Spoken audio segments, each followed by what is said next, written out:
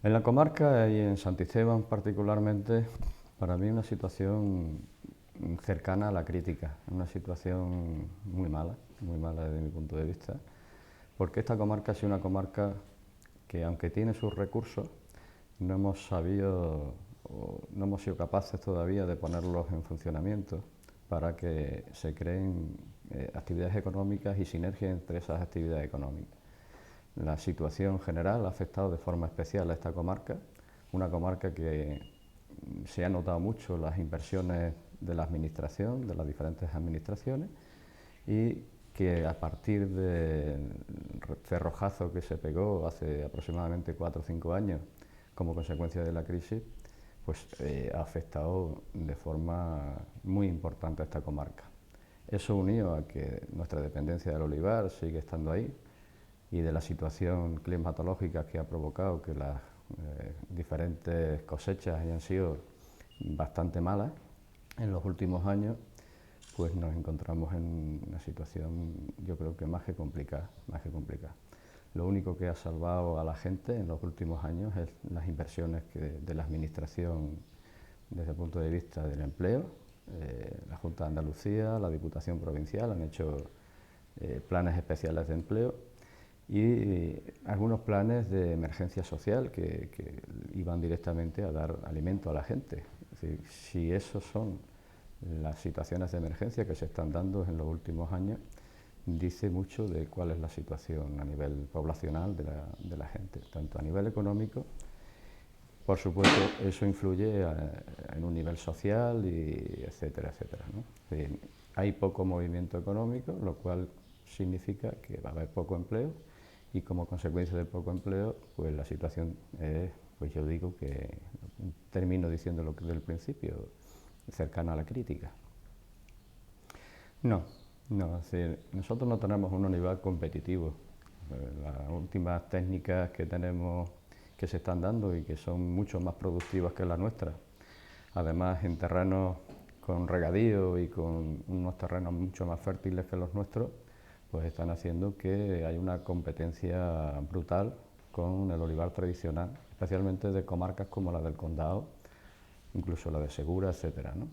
Pues, todavía no hemos visto una especialización para colocar en un nicho de mercado nuestro aceite. No hemos encontrado la fórmula de que este aceite se diferencie del resto, ni con denominación de origen, ni buscando calidades, ni etcétera, etcétera, ni ecológico. Es decir, aquí el tema del ecológico, que posiblemente sea la salida definitiva de este olivar tradicional, pues muy pequeñas actuaciones se están dando y muy poco, ¿no? Por lo tanto, estamos viendo cómo pasa el tiempo con una agricultura tradicional donde se invierte mucho, es verdad, en medio de producción.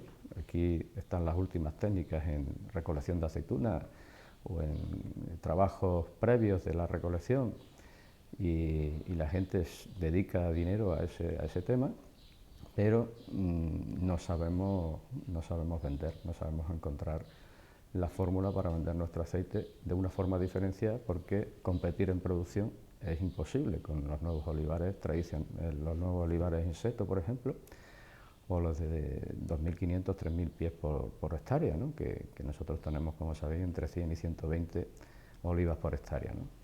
Por lo tanto, nos encontramos en una situación muy difícil y si no somos capaces de encontrar una vía para vender nuestro aceite de forma diferenciada al resto del aceite, que además lo tenemos, es decir, tenemos un aceite bueno, un aceite de sierra, un aceite que se podría diferenciar perfectamente de otros aceites, y yo sé que la gente a nivel de compra de aceite, estamos viendo que tenemos cada día más interés por ese aceite de calidad, aceite con trazabilidad, aceite con denominación de origen, y esto no lo estamos haciendo. Las cooperativas siguen separadas, cada una por su lado. No hay estrategia de venta ni de concentración de ofertas, ni de saber comprar en común, por ejemplo, ni nuevas estrategias de cultivos para evitar erosiones, etcétera. Yo veo que aquí se está trabajando igual que hace 25 años y la situación es muy distinta hace 25 o 30 años, ¿no? Sí, bueno, yo creo que no tienen por qué ser incompatibles. Es decir, en esta comarca se produce una cantidad de aceite importante, ¿no?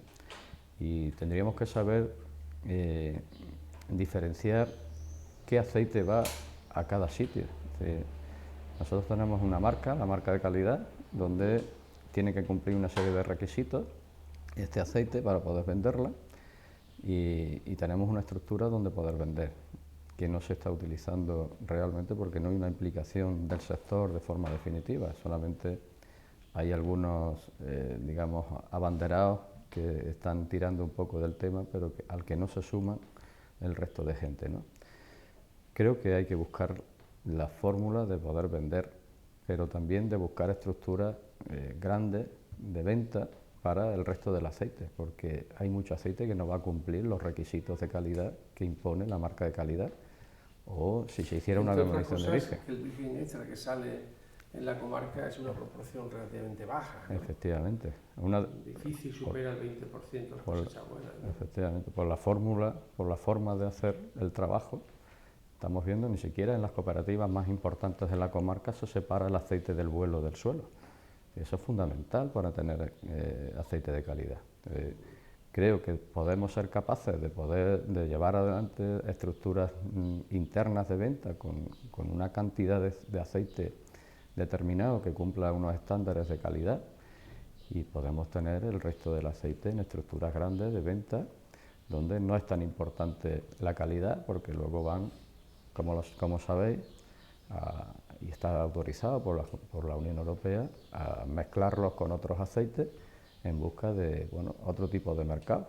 Es decir, no estamos hablando solamente de un mercado del aceite, hay muchos mercados de aceite donde en un sitio se vende un tipo determinado de aceite, en otro sitio otro tipo determinado de aceite, y por tanto tenemos que buscar cómo somos capaces de llegar a los diferentes mercados y de vender nuestro aceite en diferentes niveles de calidad que se están dando, ¿no? Se están dando aquí en la comarca. Bueno, sabes que esta es una comarca, la conoces como yo, es una comarca con gente muy tradicional. Aquí el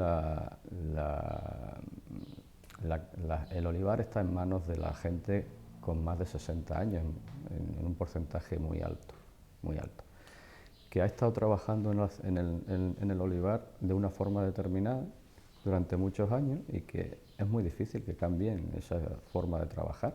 Es decir, de la noche a la mañana una persona con 60 años no va a explorar nuevos tipos de cultivos ni nada.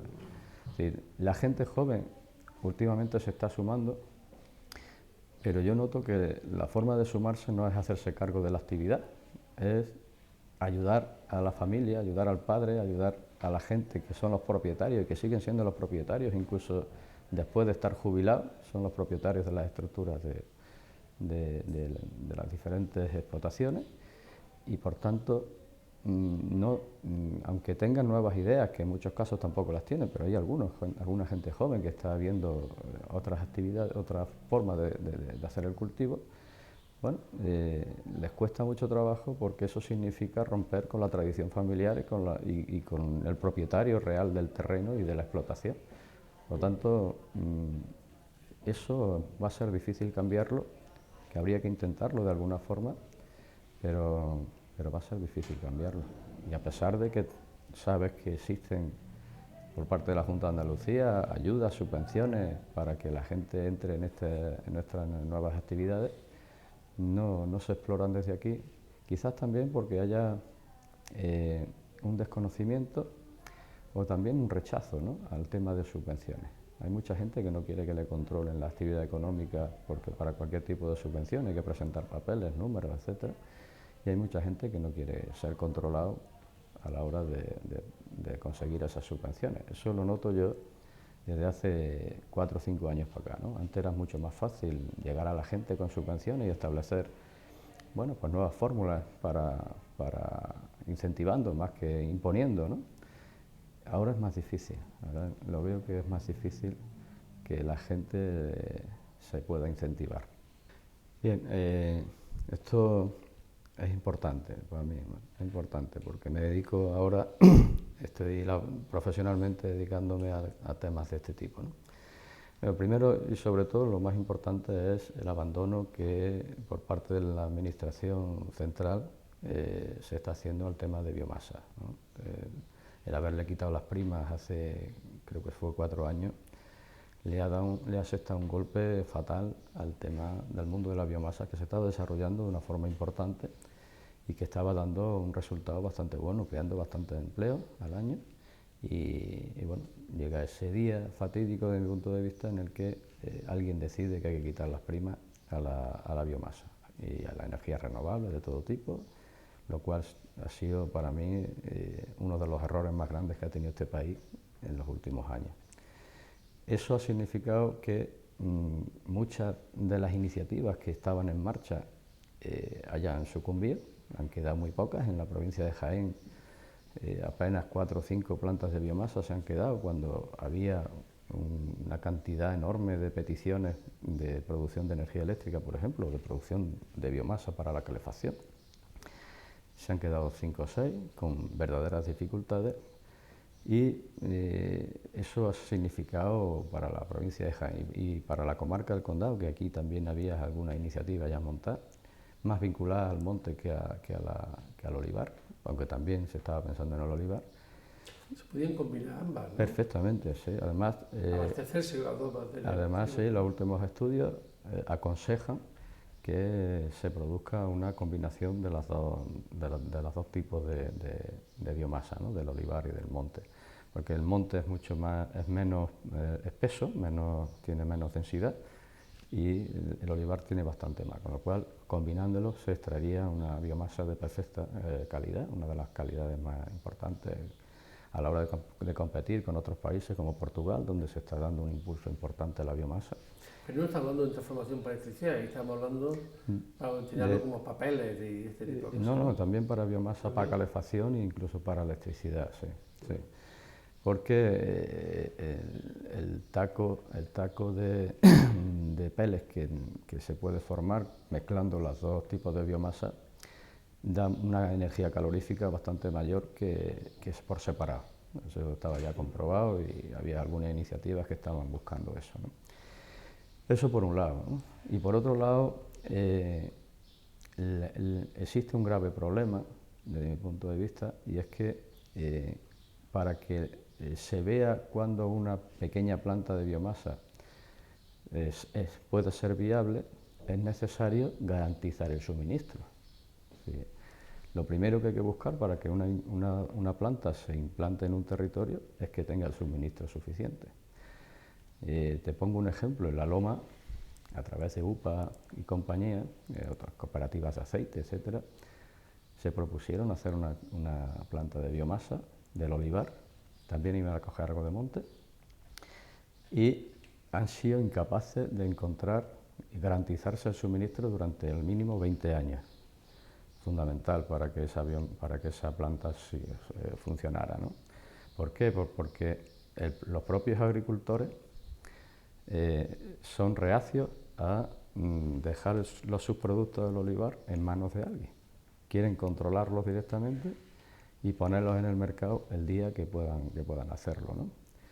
Con lo cual es una situación difícil, no digo que imposible, pero las cooperativas tienen un trabajo importante que hacer, porque bueno, si la gente está eliminando, como tú dices muy bien, la biomasa y la está dejando para el suelo del olivar, normalmente, ¿no? Algunos los queman todavía, pero la mayoría lo están picando, ¿no? Eso les cuesta un dinero, eso cuesta dinero. Y lo que le estaban ofreciendo es garantizarse el suministro 20 años. A la gente le estaban pagando una cantidad mínima, pero le estaban pagando algo, dejaban de gastarse en la eliminación de la biomasa y no firmaban nadie los papeles para disponer los 20 años, ¿no? Porque creían que esto era ya los huevos de oro, ¿no? Y creían que iba a subir mucho la biomasa en los próximos años y querían pues sacarle algún dinero al tema de la biomasa. Y otra parte es el tema del orujillo, que el orujillo pues se está vendiendo bien. Con el tema del CO2 es un tema importante para la exportación, se está exportando mucho. Pero tú fíjate, nosotros estamos produciendo más CO2 del que tenemos como tasa a nivel nacional, y otros países que también lo están haciendo nos están comprando el orujillo a nosotros para compensar la diferencia de tasa, ¿no? Y nosotros no somos capaces de hacerlo. Es decir, estamos exportando desde aquí a Inglaterra o a Italia barcos enteros de orujillo que hay que transportarlo desde aquí a las costas y desde las costas a los otros países, porque nos los están comprando mucho más caro de lo que se podía hacer aquí en España, ¿no? Esta es la política que nos va a llevar a un fracaso absoluto en el tema de biomasa. ¿Cómo es posible que con todo eso no tengamos una industria nacional, incluso regional, ¿no? Porque aquí Andalucía tiene que ser pionera en este tipo de cosas? Si además tenemos un centro en Jaén, en Geolí, especializado en buscar tecnología para cosas relacionadas con el olivar.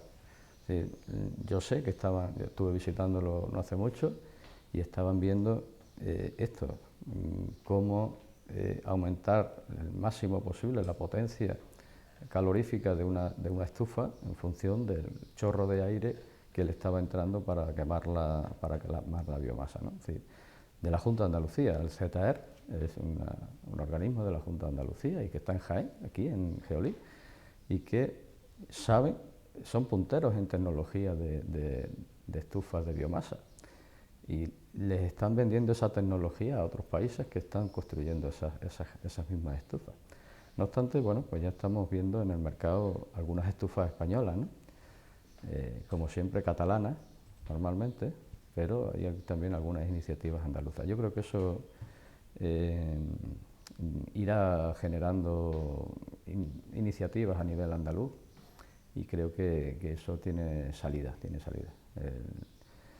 Nos falta a nosotros, y estamos estudiando como Agencia de Medio Ambiente y Agua, estamos estudiando porque poner diferentes puntos de acopio y de suministro a la gente en las diferentes comarcas, porque uno de los problemas que tienen es la distribución de la biomasa. Son pequeñas cantidades de distribución lo que hay, fuera de lo que es el orujillo que están en las cooperativas. Lo que es el pellet les cuesta verdadero trabajo encontrar un sitio donde podés encontrar el suministro, ¿no? Bueno, pues hay que buscar un sitio donde podamos tener ese suministro, e incluso la posibilidad de poder repartirlo por domicilio, ¿no? Hay mucha gente que no puede ir a comprar el orujillo o no puede comprar la biomasa porque no tiene cerca donde poder comprarla, ¿no? Pero yo creo que ahí se están dando pasos importantes. La última feria que hubo del aceite de oliva en Jaén, muchas de las stands que había algunos españoles, eran producidos por industrias nacionales. Incluso el otro día, te digo porque no solamente esto, sino gente, por ejemplo, como los de Gener y tal, estaban buscando vías de poder aprovechar esa biomasa y de poder encontrar una salida en el mercado, actividades económicas y tal, ¿no? Y una de las que están sobre la mesa y que estamos intentando nosotros impulsar también como Agencia de Medio Ambiente y Agua, es que las propias cooperativas, con su propio orujillo, incluso viendo la posibilidad de encontrar la biomasa que tienen de sus asociados y acopiarla con una pequeña estructura que ya está estudiada y que ya está funcionando en otros países, con esa misma biomasa podrían tener toda la electricidad que gastan, produciéndola ellos mismos, e incluso vendiendo una cantidad a las industrias que se dedican a la electricidad, ¿no? Con un cortapisas muy importante que ahí es donde está el problema ahora mismo para la rentabilidad, que es que no pueden producir más de 20 kilovatios al año, me parece, o 20.000 kilovatios al año, ¿no? Es decir, ¿por qué se le ponen ese tipo de tasas a la gente, esas cuotas mínimas para que no puedan producir energía eléctrica, ¿no? Es decir, estamos encontrando con un obstáculo muy grande, que son las eléctricas a nivel de macroindustrias y normativas que están pues sustrayendo la posibilidad de que haya nuevas actividades de este tipo. Bueno, es que la verdad es que es increíble. Nadie en su sano juicio, salvo por intereses meramente especulativos, económicos, etcétera, pueden creer que tienes tu energía ahora mismo, que la puedes encontrar y que la puedes autoabastecerte de mil formas, solar, eólica, con biomasa. Es decir, eso ya está estudiado, se sabe, se puede hacer. Y que no nos dejen, es que es increíble, es cierto, es increíble. Incluso para el país, no estamos hablando para uso doméstico, incluso para el país es un tema muy importante. Fíjate que exportábamos tecnología a nivel de renovables, incluso a Estados Unidos. La gente más importante de este país ha estado en Estados Unidos enseñándoles a poder utilizar esas energías renovables, ¿no? El hecho que se ha producido en España, ya antes he comentado que para mí es uno de los errores más importantes que se ha cometido y lo pagaremos. Pero es un país deficitario, es decir, muchas veces tenemos que importar energía de fuera. Energía eléctrica tenemos que comprarle a Francia, que la produce con energía nuclear. Sí. Nosotros no queremos las nucleares, yo tampoco, desde luego, porque tenemos posibilidad de tener energía a través de las renovables, ¿no? Pero estamos comprando a Francia a través de la energía nuclear. Sí, es una barbaridad. Sí, hombre, yo soy convencido de que la diversificación es fundamental. No podemos depender exclusivamente del olivar, hay que hacer otro tipo de cosas, y no solamente en la agricultura, en otros sectores económicos. Pero bueno, si nos centramos un poco en la agricultura, tenemos que ser conscientes de dónde estamos, qué tipo de suelo tenemos, la cantidad de regadío que tenemos, y por tanto basar nuestras estructuras próximas en producción agrícola en otras cosas que no sea el olivar, pero que se pueda adaptar perfectamente a este territorio. El tema del pistacho, pues para mí es una gran incógnita, porque no lo conozco. Desde luego parece ser que es productivo en los sitios donde se está dando. Ayer mismo un programa estuve viendo en Canal Sur, que habló del pistacho en la zona de Málaga, en la Sierra de Málaga, muy parecida a la nuestra. Y es cierto que estaban vendiendo el kilo de pistacho por encima de los 10 euros, por lo tanto debe ser productivo, ¿no? No lo conozco, pero cualquier iniciativa que busque eso, la diversificación, basándose en lo que tenemos, pues yo creo que es interesante. Y últimamente hay un cultivo que está dando muchos resultados y buenos resultados en la zona norte de Granada e incluso aquí en Jaén ya, en la zona de Mengíbar se han puesto grandes explotaciones y que aquí se está dando de toda la vida, que es el almendro, ¿no? El almendro está produciendo, se está vendiendo, nunca se ha vendido por debajo del euro y medio el kilo, y últimamente se están pagando hasta 6 euros el kilo, ¿no? Se está poniendo mucho cultivo de almendro y pues que parece ser que en Estados Unidos y en la zona de América donde se estaban produciendo, pues tienen más demanda de lo que necesitan y por tanto están buscando en España, que por lo visto es una zona, por lo que yo tengo oído, es una zona donde el almendro se puede dar muy bien y se produce de mucha calidad. Efectivamente, y donde es de mucha calidad, ¿vale? Entonces, es una posibilidad también, igual que el espárrago, etcétera, ¿no? Pero hay algunas posibilidades que somos reacios también a esas innovaciones, ¿no? Incluso algún tema de invernadero para hortalizas, porque aquí da la casualidad de que, esto lo sé desde que pusimos el invernadero en Santisteban, aquí se puede producir las hortalizas en tiempos diferentes que en Almería, de manera que cuando el mercado más necesita esas hortalizas se pueden producir en esta zona por el tipo de clima y tal. Bueno, pues es cuestión de mirar ese tipo de cosas. Las pequeñas habas, las habillas estas baby también, se están vendiendo muy caras en el mercado y no las producimos.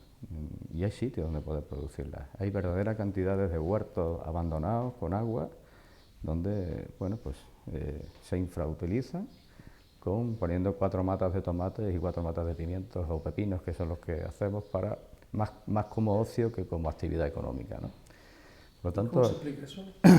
¿Cómo se explica eso en una comarca con las cifras de desempleo que tiene, tan espectaculares, y la cantidad de gente que está acogida al subsidio agrario, a la renta agraria? Pues para mí es una incógnita, una incógnita. Pues esa es la causa. No, yo no creo que, porque hay otros sitios donde tienen las mismas circunstancias que nosotros y sí se producen, ¿no? Es decir, eso significa que no debe ser la causa, por lo menos la más importante o la exclusiva, como en algunos casos se dice, ¿no? Yo creo que quizá la estructura de la tierra, la titularidad de la tierra para la gente mayor, etcétera, e incluso que la gente joven pues intenta buscar otras salidas que no sean la agricultura, ¿no? Sí, yo creo que puede ser una salida para la actividad. Bueno, pues fíjate que aquí siempre había frutales, en la zona de la comarca del Condado siempre había frutales de todo tipo. Se han producido frutas de todo tipo, desde cerezas hasta ciruelas, a peras de todo tipo, manzanas. Y eso últimamente está tomando pues, un precio más que razonable, como sabes, todo lo que son productos frescos en el mercado cada día más, ¿no? Y sobre todo si tiene algún tipo de cultivo de tipo ecológico o parecido, ¿no? Yo creo que por ahí podría salir el tema de la diversificación también, claro, efectivamente. Toda la cantidad de huertos abandonados que tenemos, fíjate Sorihuela, un ejemplo claro, ¿no? Que ahí vivía un montón de gente con el tema del huerto, que vendían sus productos en el mercado durante la temporada y que la gente lo compra. Es decir, aquí en Santisteban, ahí en el mercado de abastos se ponen algunos puestos de la gente de aquí y lo venden prácticamente todo lo que pasa es que creo que habría que buscar una estructura de comercialización, alguna estructura de comercialización más o menos importante que pudiera llevar estos productos también a otros sitios, a Mercaúbeda, no tiene que ser a Madrid ni a Sevilla, a pequeños medianos mercados que pudieran darle salida a sus productos, porque algunas veces cuando ya se produce una cantidad importante de productos no se pueden vender dentro de la propia comarca, ¿no? Entonces, para mí es básico, si se quiere dedicar uno a esto... Si fuéramos capaces de abastecer el mercado, la demanda... Bueno, ahora mismo no somos capaces... Local, de la población urbana cercana, ¿no? Linares, Úbeda, La Carolina, Villacarrillo, Jaén... Yo creo que todavía hay un margen enorme cuando no hay nada, ¿no? Sí, pero tú a la gente tienes que decirle que tienen que comprar este producto porque es mejor que este que vienen de no sé dónde, del norte de África o de cualquier sitio, pues porque este tiene unos valores determinados y eso hay que comprarlo por algo. Es decir, no, hay una demanda. Yo creo que hoy últimamente, el consumidor sí. Yo también estoy está apreciando, cuando dicen, estas patatas son del terreno. Sí. Y la gente, si tiene que elegir la del terreno o no del terreno... Sí, aunque valga un poco más, la gente compra los productos del terreno, que se llaman, ¿no? Sí. Bueno, pues hay que ponerle la etiqueta de producto del terreno, o lo que sea, para que la gente lo... Pues la gente que va a los grandes supermercados y ven las frutas, pues normalmente compra la que mejor vista tiene, que normalmente es la que peor sabor suele tener. No sabe ni huele. Efectivamente. Pero sabes tú que para comprar la vista es fundamental. Y los que nosotros vendemos aquí pues tendrán buena vista, pero no podrán competir en vista con los que se dedican exclusivamente a eso, con grandes fertilizantes, productos de todo tipo, que nosotros ni queremos ni deberíamos de hacer, de utilizar. Aunque sean más feos los tomates o las patatas o lo que sea. Eso tiene que tener primero una estructura para poder venderlo. Es decir, los mismos que lo producen entiendo yo que no se deberían de dedicar a vender. ¿Por qué no? Los mercados locales es tradición francesa. En Francia, en todos los pueblos, siempre hay mercados semanales y el productor vende directamente. Sí, no, yo digo fuera de la comarca. Es decir, fuera de la comarca no puede estar la misma estructura. La verdad que aquí, lo que te digo, la gente que se pone en el mercado no son los que lo producen, es un familiar suyo o lo que sea, y la gente lo compra. Pero bueno, yo creo que somos capaces de producir mucha más cantidad y que tendremos que buscar una salida. Tenemos que buscar una salida fuera de la propia comarca, que la hay, la gente lo demanda. El problema es que no la producimos, no producimos lo suficiente. Yo desde luego, en el momento en que hay productos del terreno, mi mujer no compra absolutamente nada fuera de lo que es el producto del terreno. Por ejemplo, Pues la mayoría de la gente entiendo que va a hacer lo mismo, ¿eh? Porque es una barbaridad comprar tomates del norte de África teniendo los tomates de aquí, de las huertas de alrededor, ¿no? Incluso yo tengo un pequeño huertecillo donde, con peor vista todavía que los que venden aquí en el mercado, pues suelo coger alguna cosa. Sí, yo estoy convencido. Soy un convencido de hace muchos años y lo sigo siendo. Es decir, a pesar de que mi actividad profesional está vinculada a esto, los grandes criterios que utilizan la gente que se dedica al ecologismo, hay algunos que no comparto. Es decir, el monte ha llegado hasta nosotros como está porque ha habido actividad humana en ese monte. Si no, no hubiera llegado seguramente.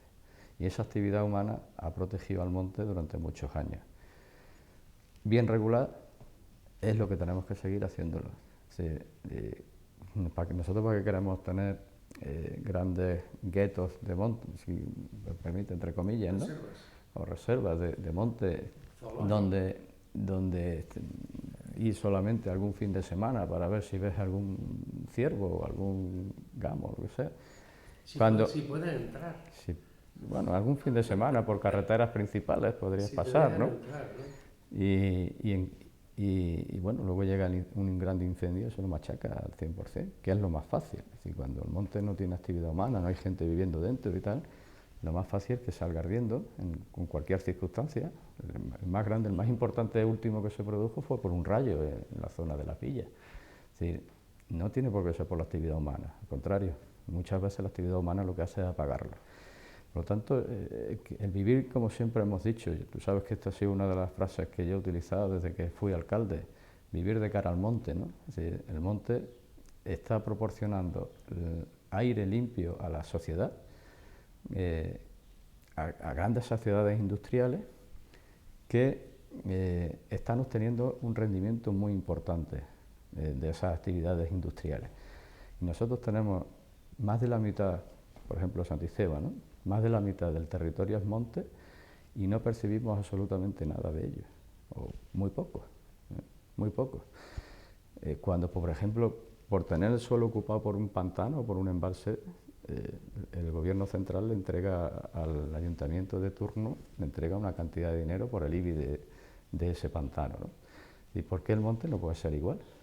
Tener unas inversiones todos los años determinadas para la población, no solamente por limpiarlo, sino intentar buscar que esas inversiones vayan dirigidas hacia actividades económicas que permitan, pues al mismo tiempo, retroalimentar económicamente a la gente que se dedica a eso, ¿no? Y a la población que tenga ese monte, ¿no? Sí, existen posibilidades.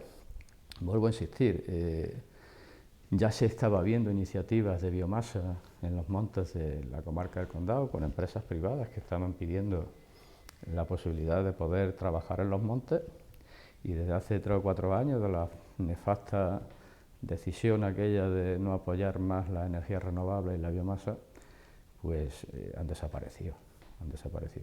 Pues claro, otra cosa no tendrá, pero el monte tiene mucho trabajo, efectivamente, mucha mano de obra, pero los rendimientos que se obtienen de él son muy escasos.